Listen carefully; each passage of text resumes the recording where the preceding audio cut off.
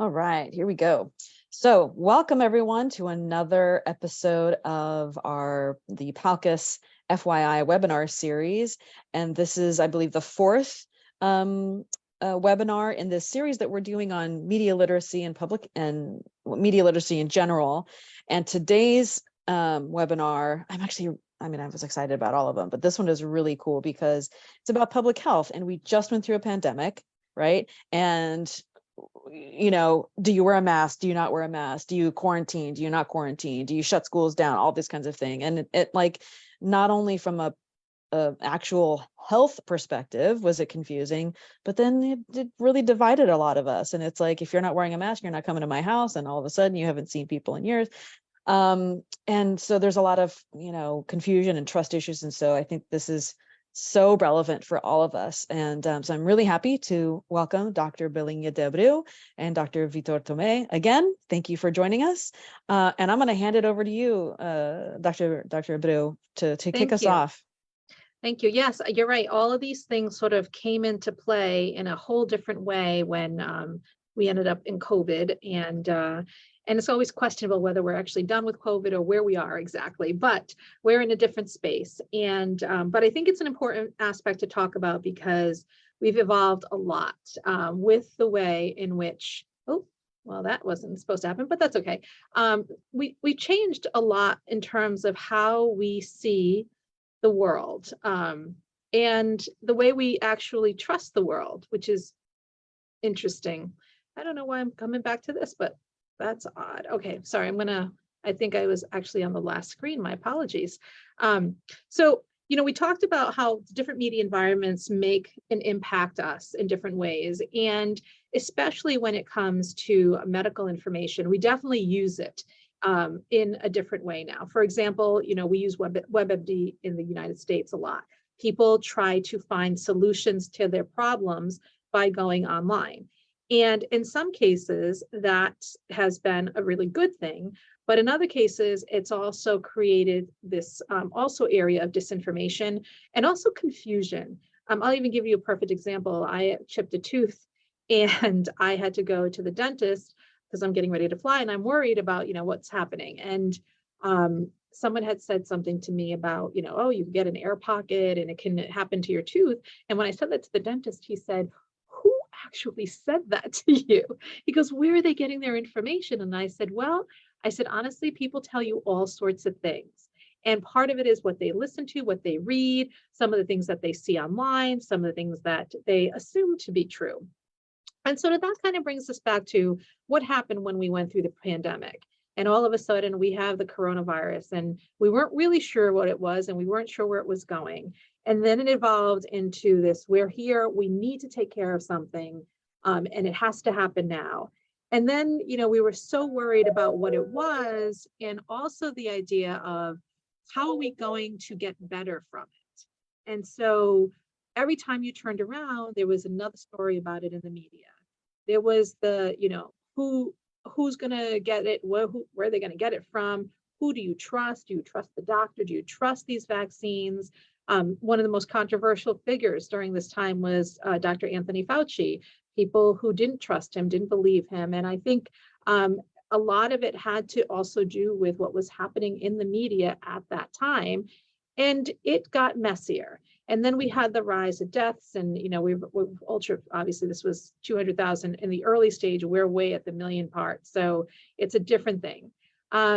And the evolution of who we are as people started to change as well, because we were sitting in front of these screens, we're watching all these things, we're watching this race to get to a place where we could all of a sudden have normal lives again. And the question became, who are we now? And who are we going to be after this is over?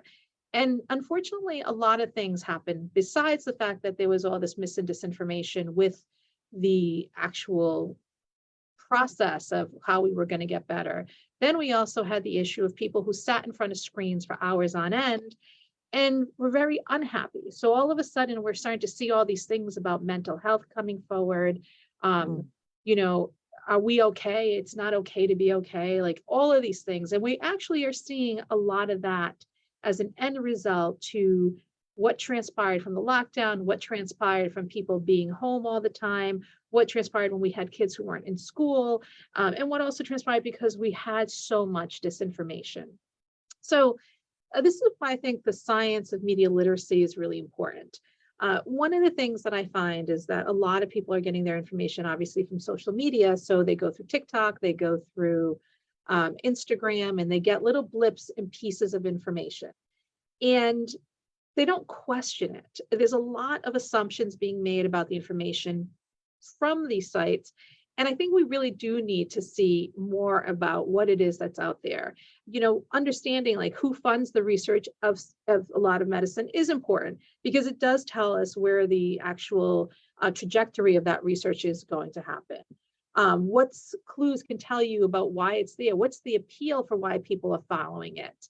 How might people interpret the data differently? And that's not just data because of us as humans who are reading into it, but even the data that the doctors are receiving. There's been a lot in the media about what people have learned since the inception of the coronavirus to where we are now. And that should have been expected, but I think people expect these, you know, right away results happening right now. And unfortunately, science takes time, and a lot of mistakes were made.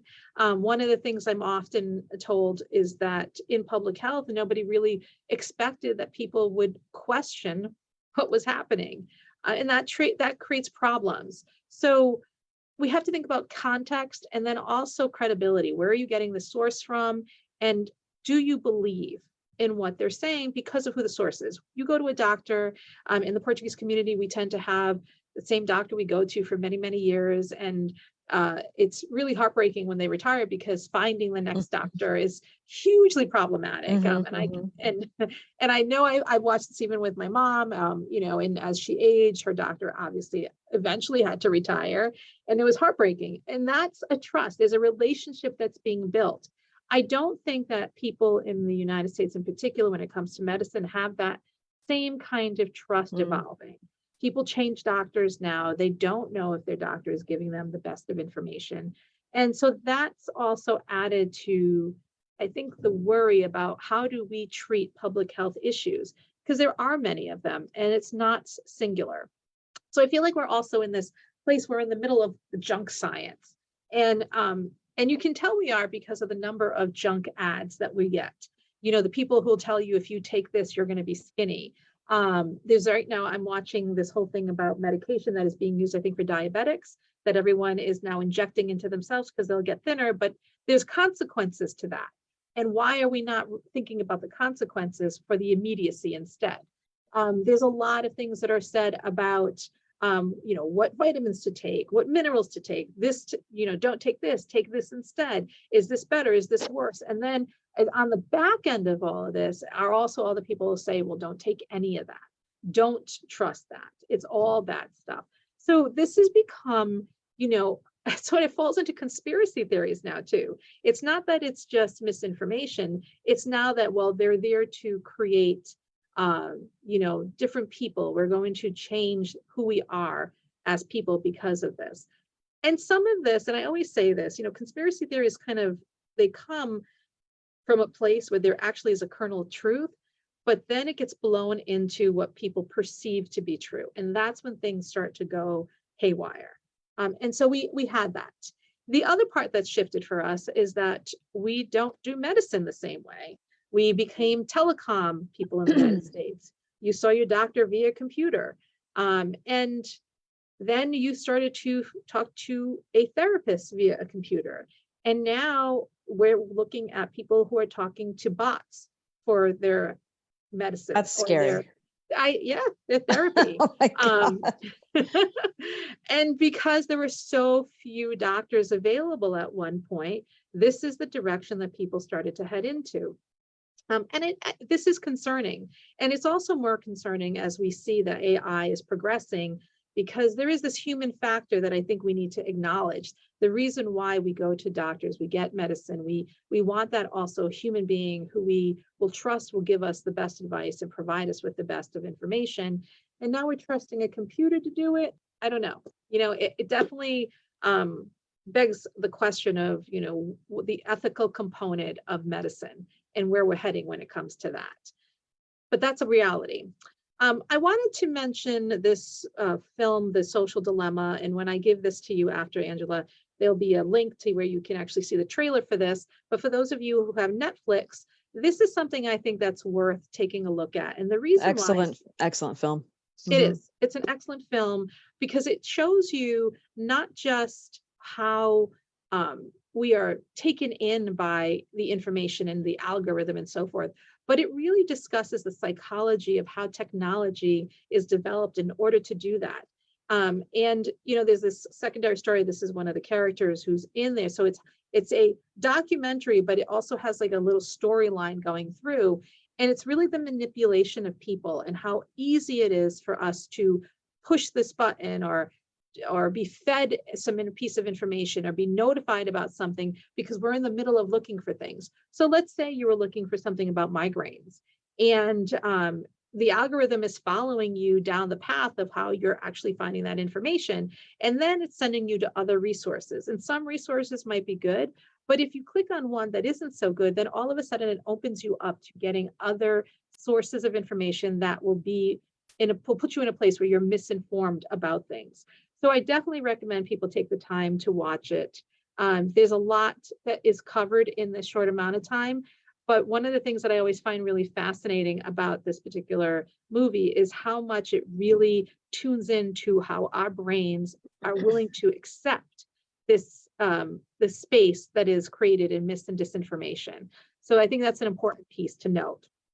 I also want to, follow up with this whole problem with the mental health issues that we're having. We know that in this country right now, there's a lot being discussed about TikTok and, whether it's good or whether it's bad. And there's a lot of communities around the country that are suing these social media companies so that it will prevent them from accessing their children. And some people are okay with this and some people are absolutely not. I don't think we just had hearings a couple of weeks ago in the United States with the person who's in charge of TikTok. I don't think it went well for both the person who is in charge or the congressmen or women who were doing the interviews, because there's a lack of knowledge about these tools and how they're being used by young adults and children. And on the other side, there's also this willingness to keep feeding this generation with a lot of these ways to sort of distract them from the world around them.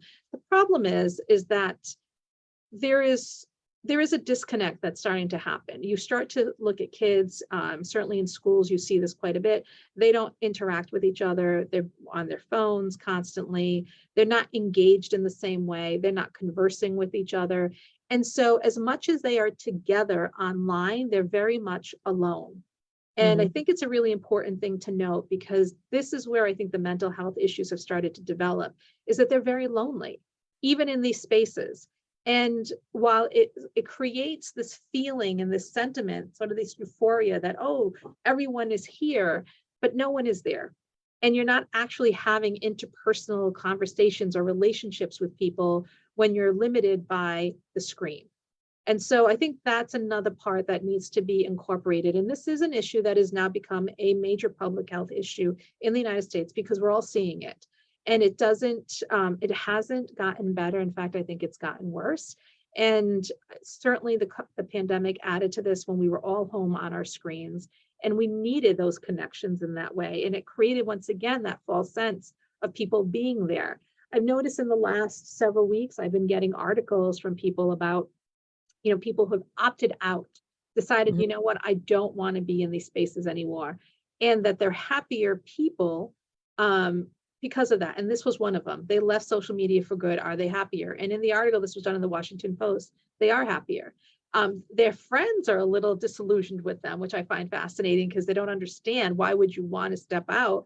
But stepping out allowed these people who were interviewed to reclaim themselves. And I think that's something that really has been missing for many, many people, because it satisfies a piece of you, but the other part of you that needs the human interaction, that needs those connections, is losing that.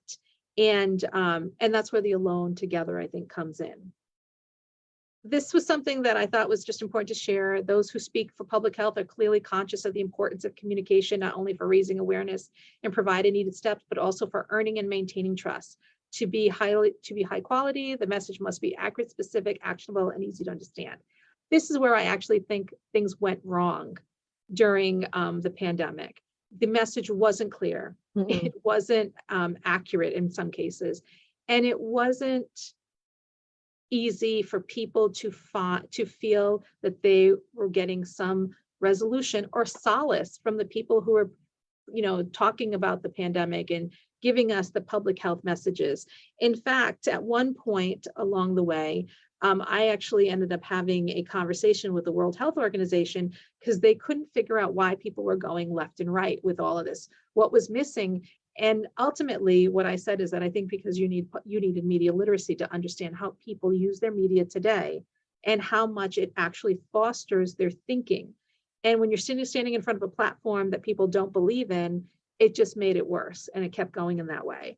So from there, the World Health Organization actually has tried really hard to reach people at the grassroots level on many, many issues. They even joined up with Kahoot, which is an app that lets you do some interactions and stuff. And so they created an opportunity for people to practice media literacy to counter misinformation with world health issues. And they have a game that you can play on how to become a better fact checker when it comes to misinformation when it comes to health.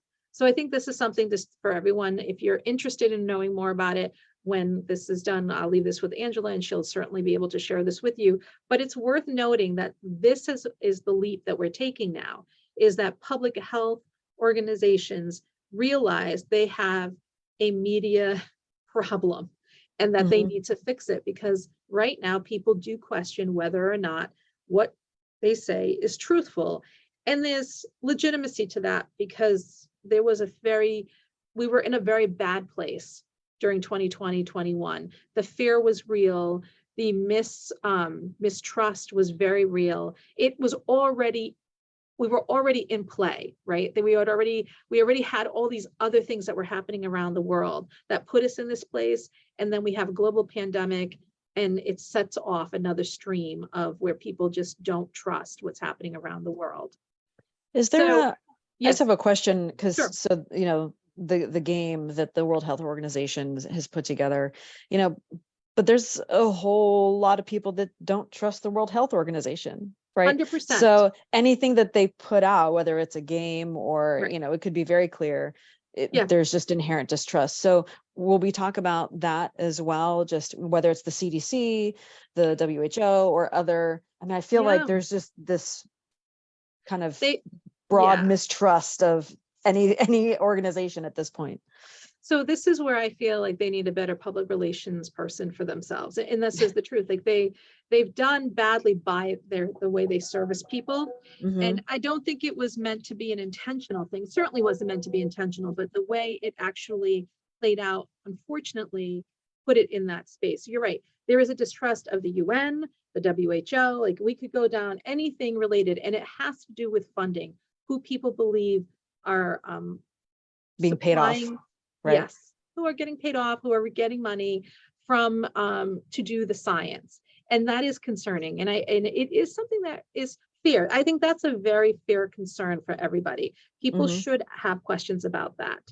But I also think that then we need to find places that we do trust, or people we do trust when it comes to that. And I think that takes us back to the local community, where people who have a qualified doctor who really believe in the medicine that they have been receiving will do that. Because the opposite of that is that instead of taking care of things that need to be taken care of, people now are avoiding going to the doctor completely. And then, things come up and it's like, well, you could have taken care of this, but you're a little far off now because you weren't willing to go, and you don't want to trust medicine.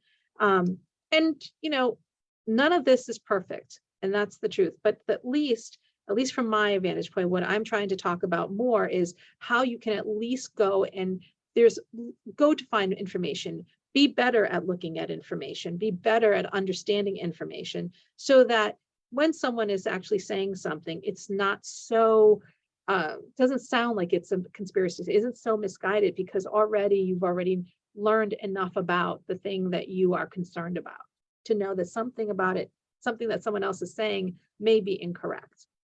It's a great question, Angela. So I'm going to trust this over to Vitor so that Dr. Tchamov, so he can talk about what this looks like in Portugal, because they also have been dealing with it on a whole other level, but it's very different from us though. So I'm going to stop sharing so he can jump on in. I'm anxious to hear how it's different and if there's like lessons that we can learn to implement, if it's being done better over there. So I'm anxious, Dr. Tchamov. Okay, thank you. I think that most of the information that Berlin has just shared can apply to most European countries too, because we have similar problems, not only in Portugal, but in several other countries, depending, of course, on the geographies, because the problems are something can differ, but in general are similar. But there are some differences. I organized some information having in mind some scientific articles. Let me just share my screen, if I may. Okay. Now it's okay. And the first one is about the health literacy in Europe.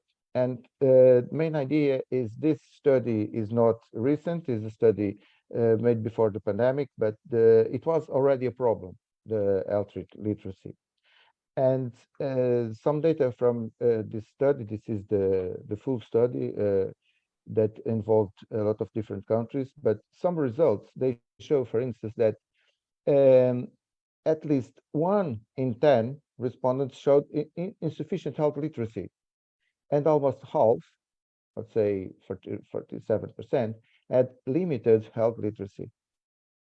So this is a huge problem here, because when the health literacy is low, usually people trust more in dubious sources, we'll say, and that could be really harmful for their health.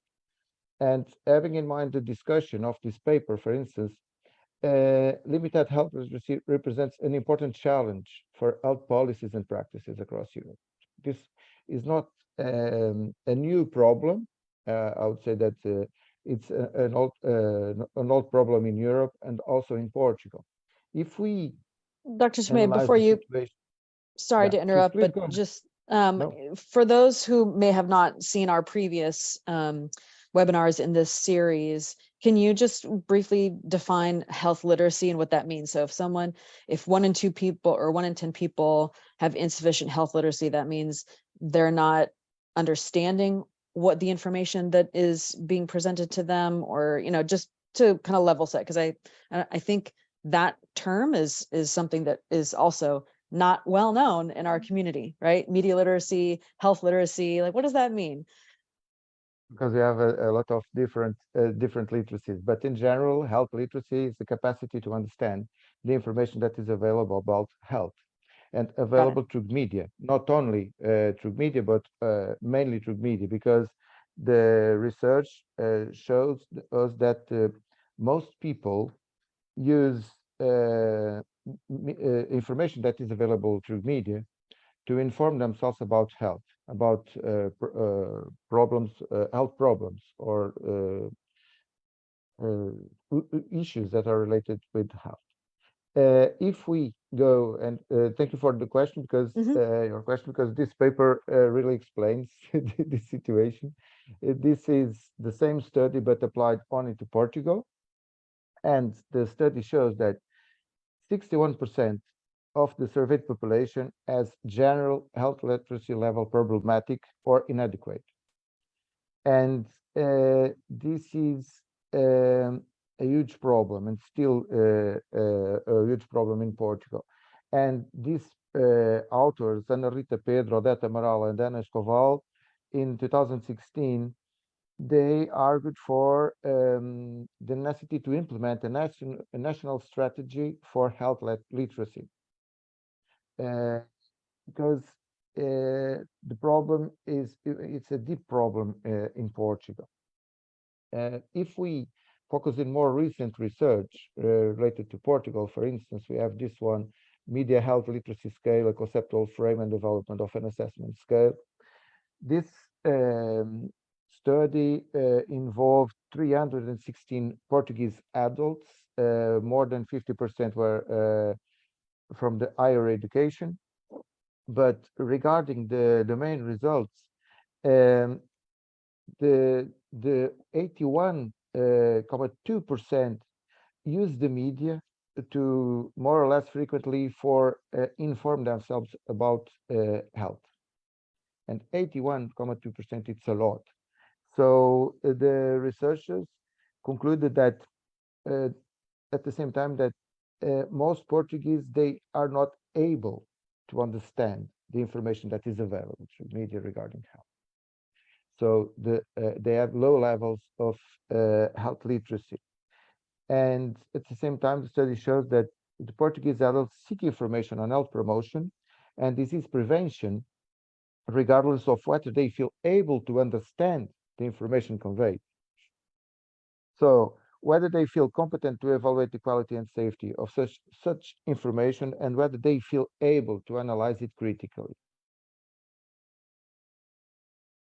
And the thing is, they are not able to understand. And when they are able to understand, in general, they are not able to analyze it critically. And as we know, especially during the pandemic, this is really, really a problem, because some people passed away because of low levels of health literacy in different countries around the world. So is this partially because the sources that they're finding are inaccurate in the information they're giving, and people aren't able to decipher, what's, what they should be doing versus what they should not be doing based on bad information? So, because I'm thinking, is it the difference between Googling symptoms or going straight to the CDC's website, or some more reputable sources? Because I think the default is people just Google it, right? And whatever comes up is what you're going to believe, and it may or may not be the right information. So is that part of it when you're talking about these studies, is that people are finding the wrong information? I think we have both problems. In some cases, they are finding the wrong information, not because they are only Googling it, but most people, we consume, for instance, the general percentage in Portugal, it's 85% of the population read in news in social networks, social media.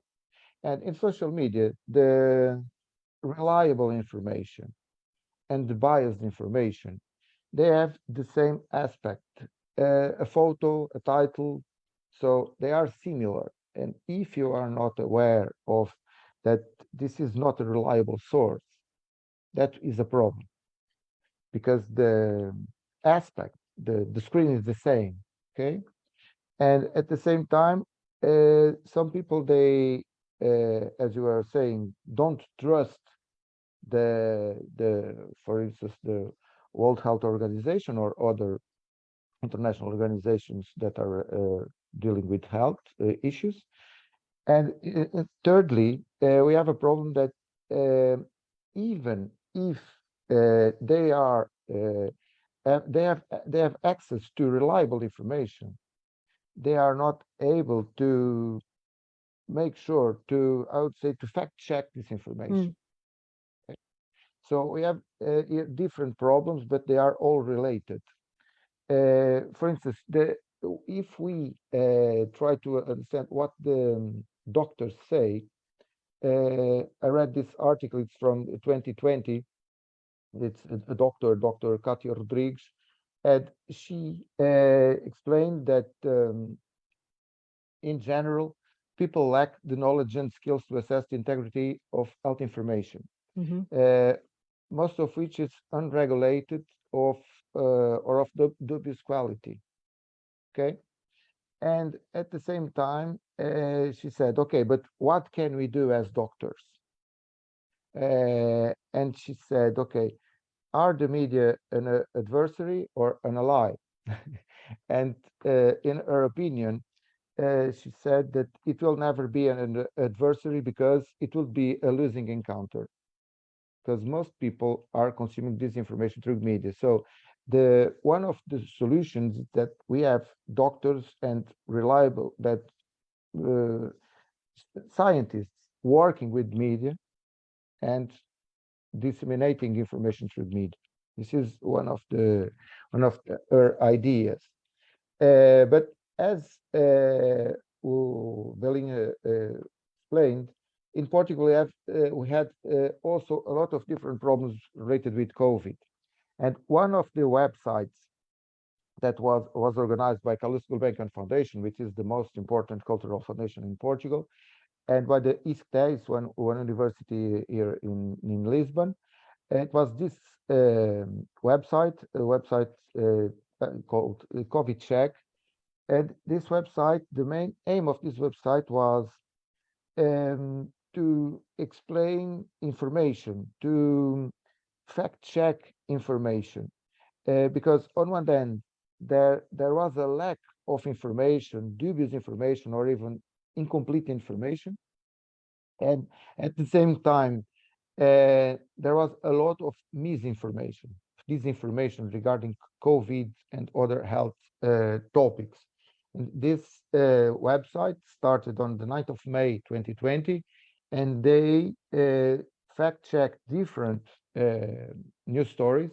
And at the same time, they were presenting recommendations that were made or organized by specialists, by scientists, because it was really important. It was a lack of information, because in a world that we have more information than ever, at the same time, we have no access to the reliable information that we need. So the idea was to try to answer to this problem. And if we have if we search about the current projects that we have in Portugal, for instance, I found this one. I think it's interesting. It's a project that is run by the Ciência Viva Life Science. It's a national network of centers, science centers. And this one is a project organized by this network and by the Évora University in south of Portugal, in the countryside of Portugal, but in the south.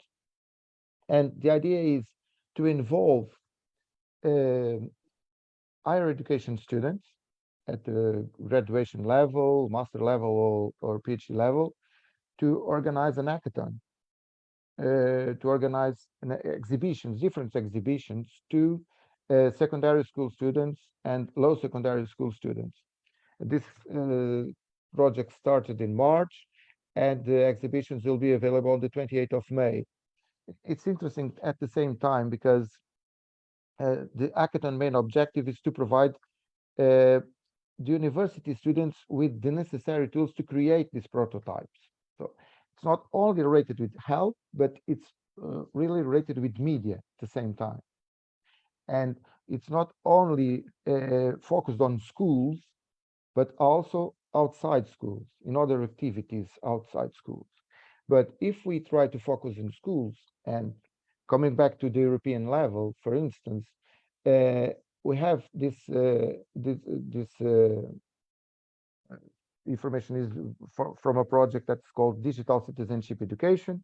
It's run by the Council of Europe, and these are the 10 digital domains, the digital domains that every citizen must develop in order to be an active and participative citizen in the 21st century. And one of the groups is well-being online, and we have here health and well-being. So health is something really important for each citizen. It has the same importance than ethics, than e-presence, than active participation, than media information literacy. For instance, in Portugal, let me just show you I apologize because this figure is not so good, but this is the competence. These are the competence areas that every student should develop until the end of the compulsory education or compulsory schooling, as you have conceptual framework for students profile by the end of the compulsory schooling. It's an official document.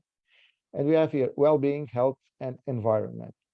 It's one of the 10 areas that are core for the students. And if we analyze, for instance, this strategy, this is the strategy that you have here. Let me just show you.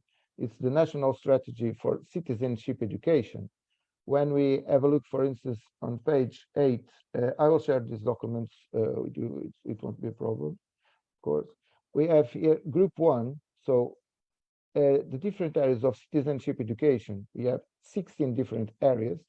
And the group 1 is the most important, but because they are mandatory at all education levels. Okay. And health is here. It's one of the 6 that are mandatory in all education levels. Group 2, for instance, we have sexuality and media. So media literacy is mandatory in 2 out of the 3 schooling levels.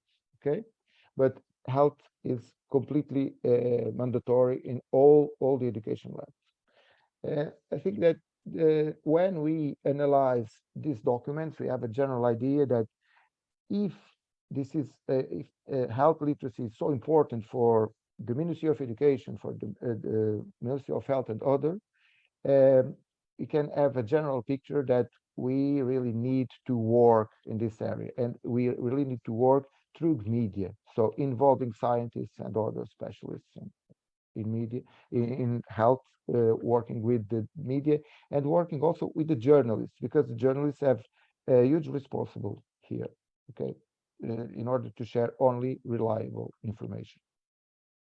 And I noticed on that circle of compulsory skills that students need to have, there was also one on interpersonal relations, which is a whole other series of webinars. So maybe we can do some on those, because boy howdy, people need help with their interpersonal relationships. Yes, they do. that's true. So, okay, I guess my biggest question is, actually my first question is, so where are we seeing the trend, right? We're now becoming aware of all these problems, right? So are things continuing to get worse in terms of people's, health literacy and understanding health information that's being provided to them? Or is it starting to get a little better just because now we're aware that not everything we read is accurate? And are people, so where are we kind of trending? And then the follow-up to that is, how is that trend different from the US and Portugal, right? Are we seeing the same kind of trend, or are people in Portugal kind of getting it better than we are? That kind of thing. So I'm curious as to where we're headed. It's a very, go ahead, Vito. Valini, go ahead. I think I will say here it's complicated.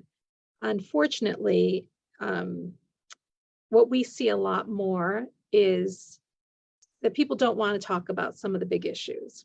And so we are in the middle of probably the worst time, I think, where we have censorship and cancel culture all happening at the same time. And I think that has actually become a clash of the fact that people don't talk to each other and are not willing to have some very difficult conversations about some of the things that have happened. I think in terms of our public health, there are some things that have improved, but then there's the other part of it, which is that I think it may take us a long time to get to the point where people trust some of these public health organizations again. Mm-hmm. And so I'm not sure if it's going to be a shift in the culture. I'm not sure if it's a shift in just how people perceive things, but we are fractured in this way because of the fact that people who are not going to do medicine are not going to do medicine. And it will not matter who says it to them. Mm-hmm. That's the stand that they have taken. And so that is sort of where we're sort of bobbling between people who are in that space and then people who absolutely are 100% in. And then there's people who are in the middle who are like, I want to make sure that I have many more choices when it comes to medicine. But in order to have many more choices in medicine, especially in the US, it's a cost factor. Right. And so that's where that's a big difference between us and I think in Portugal, if I can say that, because not everybody has access to healthcare. And so that's a shift. I think one of the things that I've read, and Vitor, I can speak to just this piece in Portugal because of the amount of things I've been reading lately, the rollout was handled better overseas than it was here. And in fact, there is a lot of conversation about that piece that I think was very different, but we were already in a very bad place in the country. You're talking about the rollout of the vaccines? Yes, so politically. And I also think the other part of this is that I want to acknowledge the fact that some people that they don't want to be told to have a vaccine put in their body, that they don't know what it is. And I think that's a very fair concern. I think the problem is that people assume it's an all or nothing situation. And that's where I think the problem comes in, is that people who've already had a lot of health issues are already wary of anything that might get introduced. Parents of young children are wary about different sort of things that can get introduced. But the problem with that is that there are some things that we know for a fact work, and now those things aren't being taken either, like the measles, mumps, and rubella shots, and some of the things that we know work. I think, was it recently that I heard polio is on the rise again? We had eradicated polio. I know. And now we are in this space where it is possible that a young child in the United States could get polio. It seems, surreal in many ways. It's the one thing we wanted to eradicate from the world, and everybody was 100% on board. But now, because of the fear that came with what transpired with the COVID vaccines, everything after that has become a worry. Right. So I do think it's something to have a wider discussion about. And I also feel like we need to acknowledge that people's fears are real. If they're not, people are like, oh, they're nuts, they're crazy. They're not.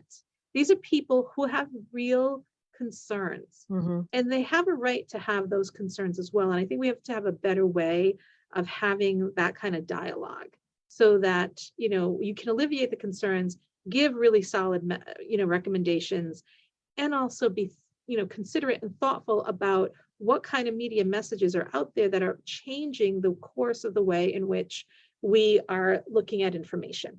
Right. Because if you just dismiss them, there will never be a path to coming together, right? If you're just outright dismissing, it will always be separate. You will always be on separate sides, and you will always think each other are nuts, and we'll stay in this dilemma, right? Exactly. Right. Because to be frank, some things that people were said, no, it's not real, have turned out to be true. So you have to really, take into account that there is a lot to be said for the things that we think are, seem untrue and unviable, end up being viable. And that's why I say there's always a kernel of truth, even in the mis and disinformation. It's just the evolution of where it went that changed it. Right. Go ahead, Vitor. You are absolutely right, because the access to the health system is completely different in the United States and in Portugal, because in Portugal, everyone, at least in thesis, has the right to access the health system more or less for free. When I say for free, it's the trend is the access is free, but you have to pay €5, so it's not the problem. Anyway, the health system is not an excellent or fantastic health system. Okay, for instance, I would say that now the problem after the pandemic, and now of course we have an economic crisis. It's global, but we have an invisible pandemic, I think, And this invisible pandemic, it's about mental issues, psychological problems. And the Portuguese health system has no means to answer to this pandemic.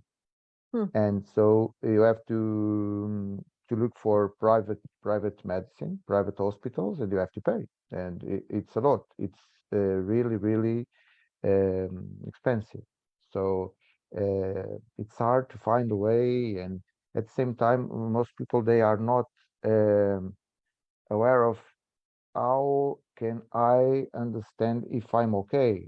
I remember that one of these days, one of the commercials of I think it was Vodafone, or not Vodafone, or NOS, it's another network here in Portugal. They produced a commercial, a 30 seconds commercial, that they explained this. So it was a young man on the beach thinking alone, and then he decided to come back home and to knock on the door, and apparently his father says, okay, come here, we need to talk to you. And he says, okay, I need to talk, because people are not talking with each other. That's a problem of the interpersonal, and this is a problem, because in Portugal, of course, if we focus on the vaccination rate, for instance, we were the first country in the world, or the second one, I don't know anymore, but this was maybe the Portuguese way. The Portuguese way, it's a little bit different, but we have to note that we are less than 10 million, so it's not comparable with United States. We are comparing one country with 50 countries, okay? So, and it's completely different if you are in the United States, in Texas, or in New York. In Portugal, is not the same, so the differences are not so huge. You have huge differences between regions, and we apparently at least don't. But these mental problems are, in my opinion, the most important question regarding health in Portugal now, especially among young people. So it's interesting that you mentioned that, because I'm thinking of, the T-shirt that says, I don't need therapy, I just need to go to Portugal, right? Because when we think of Portugal, we think of, how could anybody be unhappy there, right? But that's because we go there on vacation and we go to their visit. We're not living there in the day to day. But still, I'm not sure that we had ever really heard about rates of depression increasing in Portugal, right? But it sounds like that is kind of the case, like you were saying, especially amongst young people. And I can't help but wonder if there's a strong correlation to the introduction and rise of social media, right? And that young people are the most are the people that are most using social media, right? So kind of to what this whole series has been about is media literacy, social media, mental health, that that whole thing. I find that very interesting, because here in the States, I feel like mental health has always been an issue.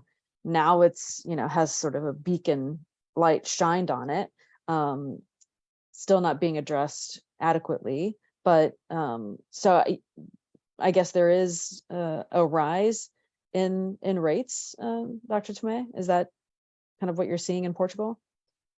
Yeah, it's because we have different studies from different universities, for instance, and there is a rise of mental health problems, not only among young people, but for instance at the higher education level, but it's understandable after a crisis. And I don't know if you are aware, but for instance, this year in Portugal, at the compulsory school level, we have a lot of problems, because teachers are on strike since October or November. Teachers are on strike today in Vila Real, in the north, in the countryside north, but this strike started 2 days ago, on Monday, in Porto, and we are going to commemorate the 25th of April, the anniversary of the revolution, the 49th anniversary of the revolution on the 25th of April. Mhm. And one of the unions is organizing something in Lisbon, a huge strike, and they so at the same time, after a pandemic, then the war, then the economical crisis, and this I don't know the best English word to explain that, but it's a kind of an happiness. Okay, it's a Mhm. general happiness that comes from not only from the news, but even in the streets. People they feel not confident. They Hmm. are not happy, Hmm.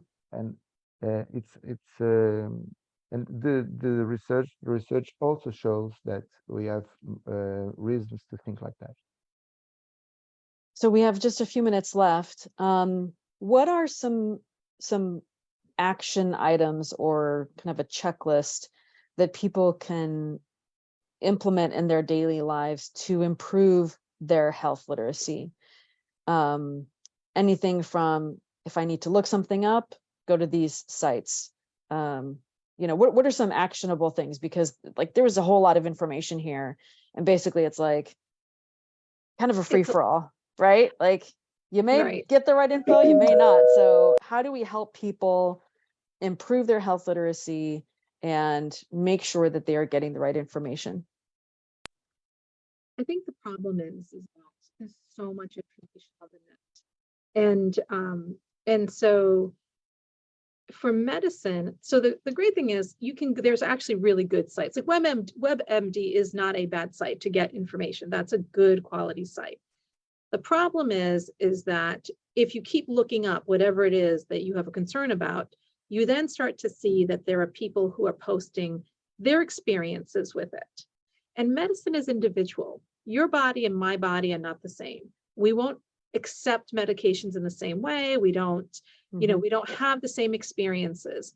And so I would say to people, when you're looking up something online in particular, don't go past the first 5, because then you end up in a rabbit hole of really bad information. And it happens very quickly, because if there's a commentary section someplace on a site, all of a sudden you start to read the comments, and that's a problem. And I will even say this from doctors who have said this to me as well. Maybe don't read all of it, because some of the information, the excess of information makes people fearful and then prevents them to going to the doctor. Right. So in a way, perhaps making that appointment and actually having that face-to-face conversation with an individual is the best. And I still think it is very much about people to people here. The internet was a great source, it's still a great source, but I do think that it is better to communicate with a professional, communicate with someone who understands this. And yes, verify some things, go to a couple of sources. But, when you go and you start to look, you get a bruise, there's 50 million reasons why you could have a bruise. And the further down you go down that list, it's going to get worse. All of a sudden you have cancer and you're dying. You've got exactly the worst thing possible. And so I would say, moderation is important. So don't go too far into it. And when you actually have a medical concern, have it looked at. Have a professional really look at it, not your neighbor, not the person down the road, not your, it's really got to be someone who understands. And that requires that you actually have to be willing to go to the doctor. And so this is a little bit about human nature too. You need help, you need to get help. And so I think that's where I would be with my recommendation. Dr. Tchamov, do you have any recommendations? I will recommend that in Portugal, the psychologists are organized in they have a huge organization, and they have lots of good information. So we can search on the website. It's Ordem dos Psicólogos Portugueses. Then at university level and in some secondary schools, but especially at university level, higher education level, all the institutions have already or are starting psychological new service on psychology to help students. And we have a national helpline. So if people need to talk, to ask questions to professionals, they can do it for free using this helpline. It's 800 24 24 24. And when we take a look at the number of people that are calling them, this number is increasing and increasing, and this is also a sign that more people need help. Right. Well, thank you both once again for your wealth of information on such an important topic. You shared a lot of resources, so we're going to get all of those links from you and all those documents. We'll include them in the show notes. And we'll also publish the links to these webinars and all the resource links in our newsletter. So for those of you who have not signed up for the PALCUS newsletter, please do so, and you will be sure to get all of this really important information. And you can do so at our website, www.palcus.org. There should just be a little box there. It says sign up for our newsletter. We post these to our YouTube channel, so they will be there for, in perpetuity, which is great. And then they will also be available through our mobile app and our website as well. So I believe we have one more webinar in this series. I don't know the date off the top of my head, but we will, let everybody know. Sometime in May. Sometime in May, yes. And but this is so important. I hope that people share this webinar with family and friends, or at least, hey, I watched this webinar and did you know, right? And have a conversation with family and friends, because I think it's only through that and through conversation and sharing of knowledge that we'll really get to a better place. So thank you both very much. And until next time, have a wonderful day. You too. Bye-bye. Thank you. Bye-bye. Thank you.